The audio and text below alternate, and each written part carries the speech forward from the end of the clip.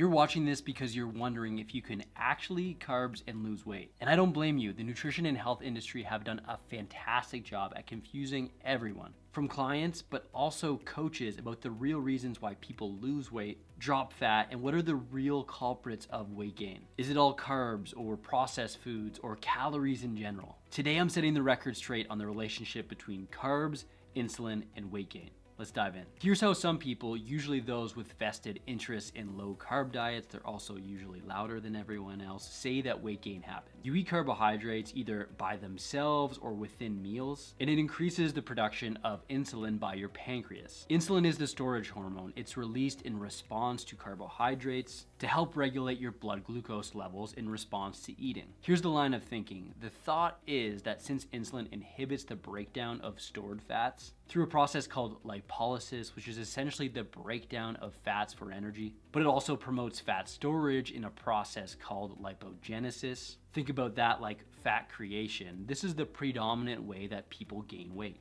It's sort of viewed as this on-off switch where you eat carbohydrates and then fat loss is impossible, which implicates carbohydrates, or at least a high carbohydrate diet, as what makes you gain weight. Thinking is essentially this. So let's recap this theory. You eat carbohydrates, which increases insulin, which is also going to increase fat storage, but also decrease fat breakdown, and this is how you increase body fat. Therefore, there would be the opposite effect with a low carbohydrate diet, which makes some foods which were previously thought of as healthy foods, think about rice and potato, or even diet foods like oatmeal, are thought of as bad or fat promoting, making carbohydrates one of the most feared macronutrients and the foods that contain them completely off limits. If you're hearing this and thinking about, well, that's not how that works, great. But this idea, which is sometimes called the carbohydrate-insulin model, is still promoted all over the place. Just recently, Dr. Robert Lustig, who is a huge proponent of this theory, Huberman Lab podcast, which is one of the most popular health podcasts in the world, pushing these ideas. And they just aren't right, or at least they're partial truths. Which is why today we're gonna talk about the real relationship between carbohydrates, insulin, and weight gain. Let's first start with talking about insulin and fat burning. For starters, when insulin is elevated, the storage of fat, which is lipogenesis, and the breakdown of fat, lipolysis, is favorable. This is the truth, this does happen. But let's use an analogy to explain this for a second. It's almost like getting your paycheck. When you get your paycheck, are you likely to use your long-term savings to pay for day-to-day stuff? No, you'd pay for that using the new money that's coming in. This is the exact same scenario. And although the presence of insulin is going to decrease fat burning, it doesn't mean it's turned off entirely. It's just inhibited, while other hormones like glucagon, epinephrine, and norepinephrine are also stimulating the breakdown of fat concurrently. None of this is happening in isolation. Conversely, and no one talks about this, you can also create and store fat when insulin levels are low. Insulin isn't required for fat storage. Your body can also create fat when insulin levels are low. It's not dependent on that. There's an enzyme in your fat cells called hormone-sensitive lipase, and as the name implies, this enzyme breaks down fat. Not surprisingly, our friend insulin suppresses the activity of HSL, therefore suppressing the breakdown of fat. And if you're hearing this thinking, well, that makes insulin bad, depending on what stance you have on this argument, you could think, yes, all carbohydrates are bad, they make you store fat, but not so fast. And here's the kicker. Dietary fat also suppresses HSL when insulin levels are low. This means in this scenario, you're not breaking down fat even if carbohydrates and insulin levels are low. And that's because although there's all these different pathways stimulating and inhibiting fat loss and fat gain, the true reason someone gains fat is when they overeat on calories in longer periods of time. Here's a great graphic from James Krieger of weightology.net. This is taken from an article called Insulin, an Undeserved Bad Reputation. Great overview on a lot of the myths about insulin. I'm gonna link it in the description below if you wanna check it out. But here's what essentially is happening with fat loss and fat gain and insulin through time. This is what roughly happens with fat. So both storage and breakdown during the course of a day with a mixed diet, meaning you're eating a bunch of different things, including carbohydrates, protein, and fat. So the blue spikes are fat being lost in part by reduced insulin levels between meals, and the green spikes are fat being deposited with the help of insulin. So typically fat is being lost between meals or released for energy and stored when energy is supplied by the diet and insulin is high. This is an ongoing process. A few things to note though, fat storage isn't bad.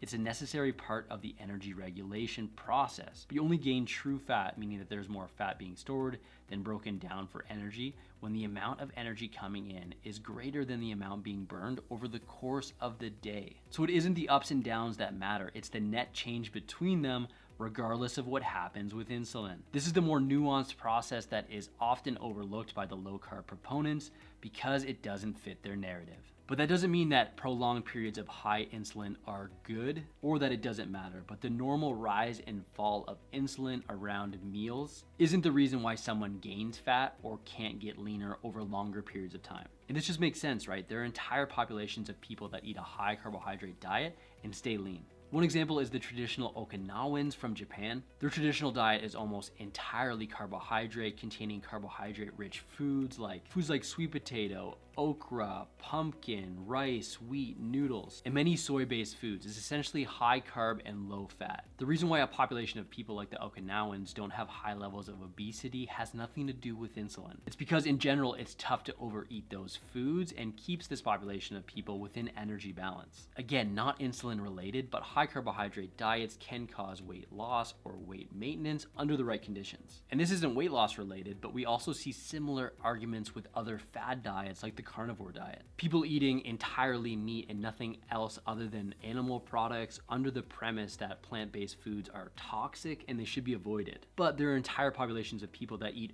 only plant-based foods and they're completely healthy. That's all they eat, and if plants were responsible for these health problems, it would surely show up in those populations, even if there were large confounding factors, but they don't. The lesson here is that it's easy to make a villain out of something specific, even if that's not the case, because rarely is a singular thing to blame. And before we move on to other aspects of insulin, I wanted to point something out. Insulin typically gets a bad rap for being the storage hormone. But my friend Dan Feldman, who's known as the Powerlifter Dietitian on Instagram, points out in this very friendly graphic, this isn't the only thing that insulin does, and we focused on the top half so far today, which we discussed is misleading. It's not correct. Yes, insulin does decrease fat burning, but it also helps replenish our muscle glycogen after training and also improves muscle recovery. Without these positive aspects of insulin, you wouldn't be able to train as hard. There's a lot of positive aspects of insulin as well. And here's another interesting point that we haven't covered yet. Insulin and other macronutrients. Throughout this video, we've talked about carbohydrates increasing insulin. And although they are the primary influencer of this hormone, they're not the only one that increases insulin. And this is a big misconception about insulin in general, is that carbohydrates are the only one. But a little known fact is dietary protein actually stimulates insulin secretion as well. And in some cases, just as much. In a 2010 study, measured the rise in insulin after protein and carbohydrate meals.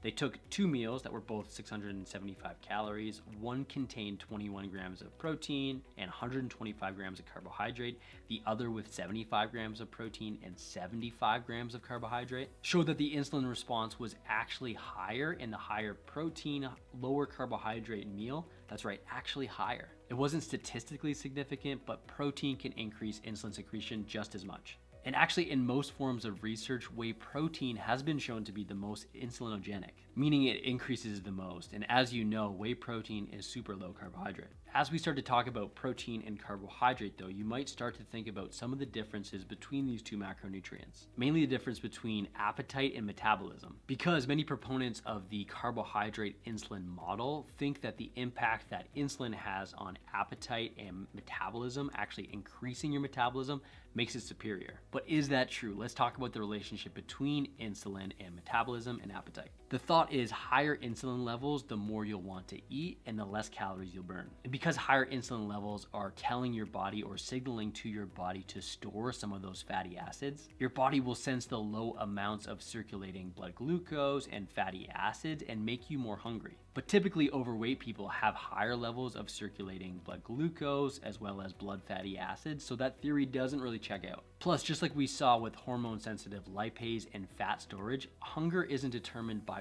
one hormone. There's also leptin, cholecystokinin, ghrelin, and glucagon-like peptide 1. Just to name a few, it's not as simple as one thing increasing or decreasing hunger. And this has been shown in the research as well. There's never been a strong link between insulin levels and hunger levels. And we see a similar trend in metabolism as well. Low carb proponents have always thought by eating lower carbohydrate diets, which in theory would send more energy to metabolically active tissue like your muscles, you'd burn more energy, giving sort of a metabolic advantage to that style of diet. But this has never been consistently shown, especially when the diets are matched in total amount of calories and the protein within the diet. When that happens, there's never been a significant change in weight lost or calories burned. They're essentially equal. Which brings me to my summary point here when we talk about the relationship between insulin, carbohydrates, and weight gain. What type of diet should you follow? Now, although low carbohydrate diets may not be essential, that doesn't mean that they're useless or have no place in weight loss.